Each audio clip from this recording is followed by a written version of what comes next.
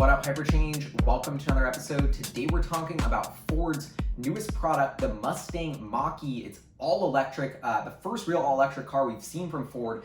How I think this is going to compete, how it's going to do relative to Tesla, what do the specs look like, what does this tell us about Ford's technology? I think there's a lot to unpack.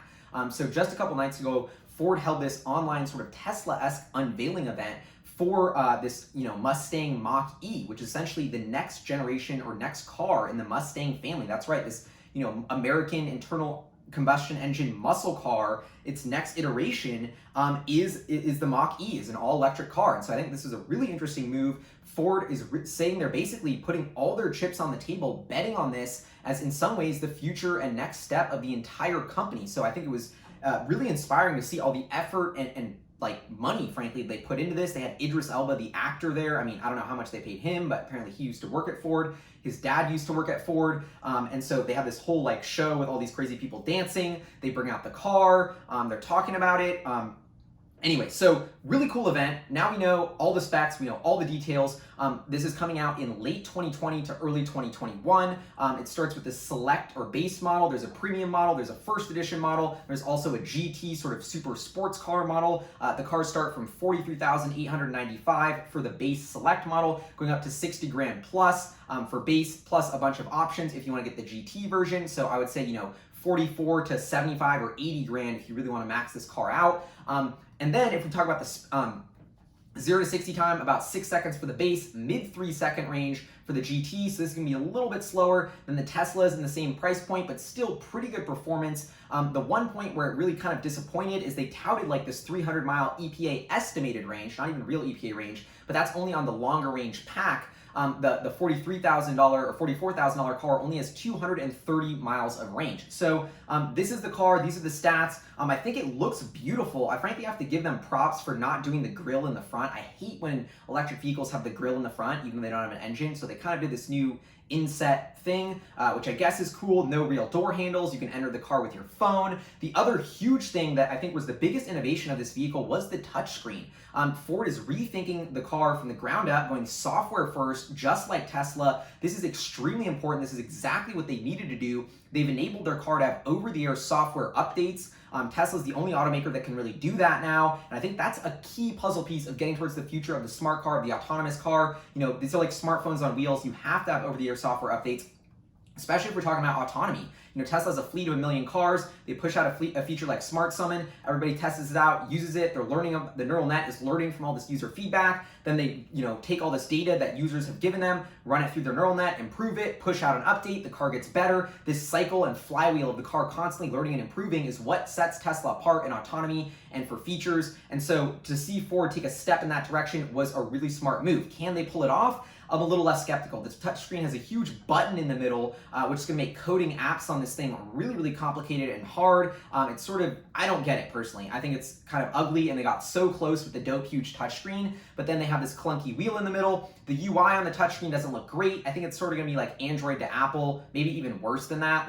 I just don't think Ford has the software prowess to build an intuitive user interface that works, that's seamless, that's smooth, that's sexy like Tesla. And so I think that's really going to hurt Ford, but I think they had to do this, so I'm impressed with that. One huge drawback to the Ford Mustang Mach-E that they didn't talk about at all was autonomy.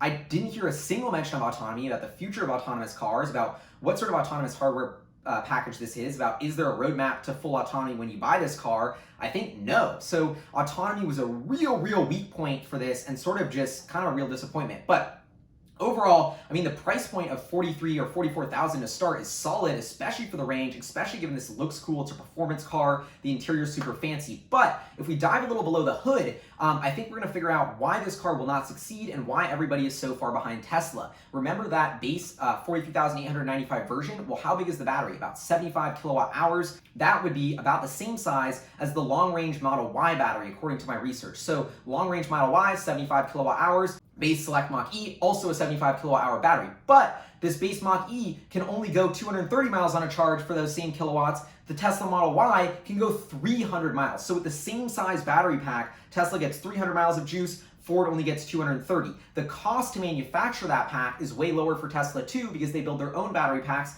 they're not buying it from a third-party supplier. So we have a significantly less efficient battery pack that costs more money, and that is why the specs of this car pale in comparison to the Model Y. But from a financial perspective, this is what has me sort of confused, and this is the catch-22 of all automakers. The margin on this car is going to be awful to start, and it's going to require significant investments in new production lines. And I do give Ford props because they did say they're building a new production line for this car. You just have to if it's going to be, starting from scratch EV. So that's something a lot of automakers have been dragging their feet about, but Ford's actually doing it. So I give them huge props there. Then a couple CNBC interviews, I tweeted about this because it was just too funny. The CEO's like, this is going to be profitable from day one. We're going to see a contribution margin on this car. First of all, they're building it in Mexico to try and make it profitable, not in the US. I think it's a little bit ironic that Ford, you think of like the most American company with the most American car, the Mustang, is actually like the least American electric car because they're building it in Mexico versus Tesla, which is all built and sourced in the US, but whatever. So it's not as American as you think, but the costs are really interesting because the CEO is really touting the profitability of this car, but he's like,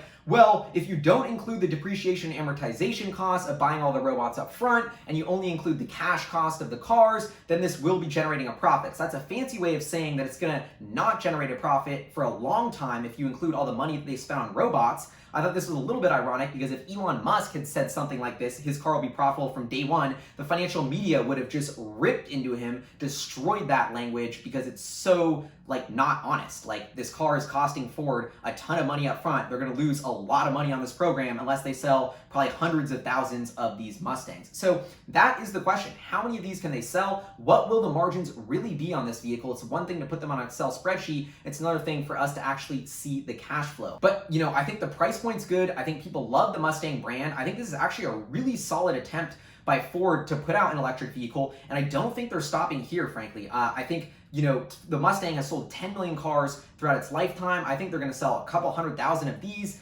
We'll see how well it does. I think the Model Y is going to come out sooner with better specs, look a little cooler with autopilot. It could totally crush this. But take a step back, let's give Ford some benefit of the doubt. This marks a huge transition for the company. They've mentioned they want to electrify a bunch of vehicles. I think the CEO is hinting at electric F-150, probably with that new touchscreen with the new over-the-air software updates. So the Mach-E, to me, was less about the Mach-E, more about seeing a company like Ford go all in on EVs, us getting a sneak peek of what that UI and sort of next generation Ford EV smart car is going to look like, what the vibe is of that ecosystem, and it's big touchscreen, it's over-the-air updates. It's basically trying to copy Tesla as much as they can, but then if you look under the hood at the battery specs, they're so weak, I have to think that their margin is getting killed because of that more expensive, less efficient battery. So if you're Elon Musk and a Tesla investor, this has got to make you happy. Electric vehicles were a joke when I started investing in this company. You were crazy if you thought they were the future of the industry. And so to see a company like Ford bet their entire brand on an electric vehicle, to put this much clout behind it, to say the future is electric, is kind of a mind-blowing moment for someone who's been following Tesla so long, to see Detroit and Big Auto give in and say just a couple weeks after we saw the Volkswagen CEO say electric is the future.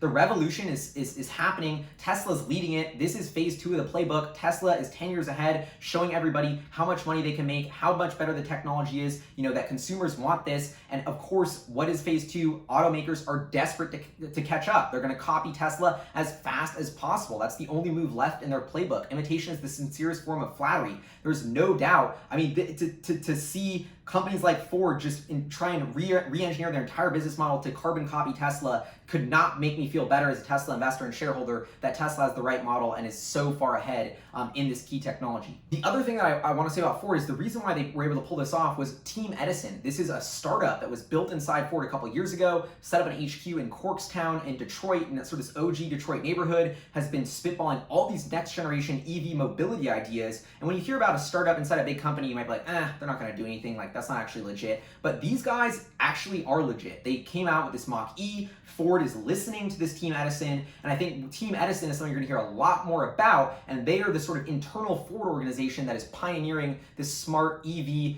car approach, and that I think is going to be the future of the whole company. So it'll be really interesting to see how this evolves, especially with the electric pickup that Ford wants to put out, and then the Tesla Cybertruck, and then the Rivian truck. So much swirling here, but I can't wait to keep following it here on the channel. Would love to know what you think in the comments below. The Model Y is going to be at the same price as the Mach-E, with just longer range, a little bit faster, better specs overall, and that whole autonomous autopilot thing. So I just think I don't know. I think the Model Y is going to be a much better car than the Mach-E, but I'd love to know what you think in the comments below. Huge shout out to our Patreon supporters, producers, fun on the channel. I'll see you guys next time. Peace.